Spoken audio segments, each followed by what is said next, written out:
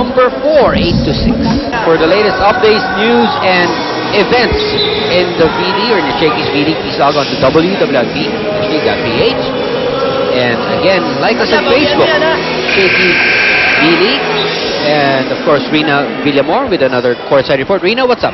Yes, it's been a tight game for both teams right now. Pero ang importante lang naman kay Coach Emil Lonto, magtiyaga sila sa laro nila. Dahil nga ang nakikita niya dito, pagod na ang mga bata niya, pero kailangan 1 point at a time at makukuha din nila ang laro nila. Meanwhile, on the other end of the court for Coach Mike naman, naging upset siya kanina sa huddle niya because the girls are being too hesitant, too lazy, too slow, too lax at hindi sila nag-iisip. Palo lang daw sila ng palo ng bola nila. Now, sinabi nga ni Coach Mike kanina na first time nilang makapasok dito sa quarterfinals. Nung last conference daw, munti ka na sila makapasok dito sa quarterfinals. Kailangan lang daw makuha nila itong quarterfinals. So, play it with pride and just don't give away this game in a silver platter to the Lady Pirates. Back to you guys. Alright, thanks, Rina. Oh, tama naman yun. Pahirapan. And try to get it, actually. That's a first goal. First, priority. Quarterfinals appearance nito ng talagang this could be their chance to go all the way for this. Ooh! Oh, and Benya sends that into the net. Well, in the fourth set, Perpetual 3 attack points already. Lyceum with 4, but Lyceum with 2 back points. 9-8 Lyceum.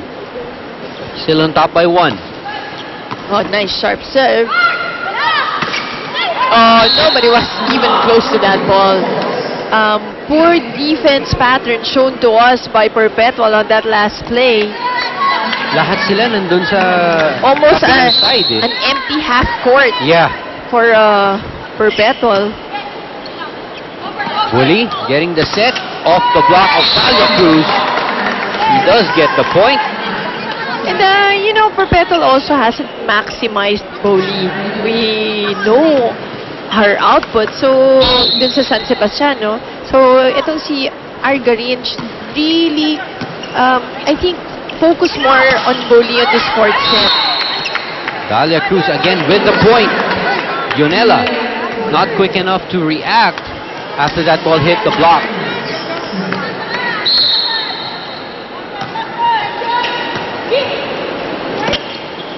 Woolley dropping it. Giving Bowley a differential.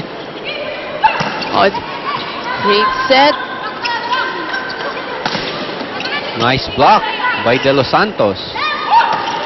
Another good set. Now read well by De Los Santos. Oh, Joy Cases. Well, they had the right thing in mind, although Jem Bowley was there.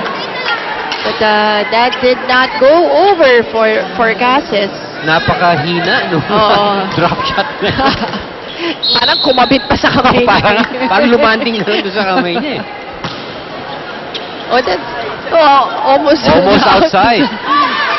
Oh, this time it's Casanova for that off speed without the speed, off lang off. And these errors starting to pile up right now. Yep. For Lyceum. The Pirates cannot take this easy. It's not yet over. Cases off speed again. This time blocked by Tubino. Drop shot. Argarin is there. They give it now to Jing, who gets blocked. And who gets it again? Dinakot. One more go. Jing off speed. Just variating again her hits. Are you seeing signs of fatigue? But now, yeah, it seems, no? Kasi kadalasan Jing Bowley, bigyan mo pang-3, pang-4, pang-5 beses. Ganun pa rin almost yung power ng hits.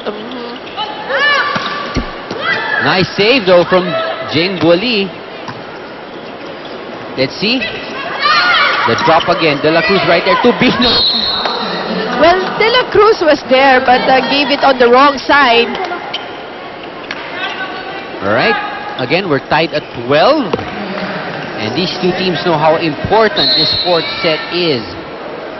Lyceum, if they take this one, goes home with a win. Yes, off of the block. Casas right there. Nice block by Tubino on Peña. Diaz with a top spin hit to the middle. Good defense by... Ooh! Miscue. Argarin was already there. Jengbo Lee. Well, Buali was looking up and so she couldn't see The smaller Argarin. who is like a head shorter than she is. Oh, and that was again in the perfect spot. Grabe, pasok. And that was a short serve. Getting that ball in just enough to go over the net. De La Cruz picks it up. Diaz, top spin to Dalia Cruz, Casanova. Peña getting that ball. Peña. Ano man eh, tama lang yung power. That's why the ball went over, went across, and late for the support was a net. Wallace Sardine comes in again. For De La Cruz. 15-12. Shakey's, if it's fun, family pizza, it's gotta be Shakey's. Well, so far, partner Diaz, 3 attack points, 2 from the serve, 5 digs for her. While Casanova, 1 attack point, 2 blocks, and 3 serves. Alright, 16-12, Lyceum trying to pull away here. Set number 4 for the win. They're up 16-12.